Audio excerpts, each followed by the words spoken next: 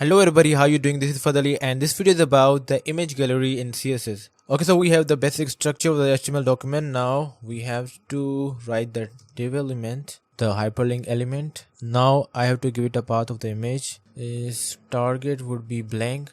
I want to define the width. Alright.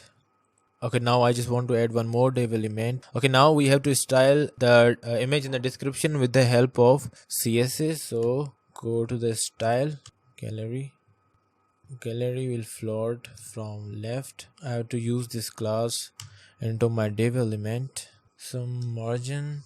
Alright, so we have to make the image responsive according to the the size of gallery. So for that we have to use the div element and gallery and image inside the gallery. It should occur the 100% width of the gallery and height must be auto. Okay, so this is how we change the size of the image on the basis of gallery class, and it is now responsive according to the gallery class. Okay, so its size depends on the size of the gallery class.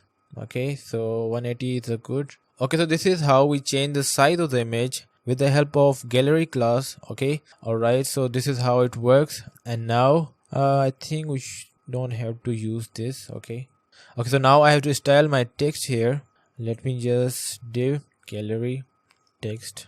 Let me just use it here, class text. Okay, so this is how we style the description text. Okay, so now we have created image card. So I just have to copy this to create image gallery. Alright. Okay, so this is how you can create the image gallery. And one more thing I would like to add here would be div dot gallery.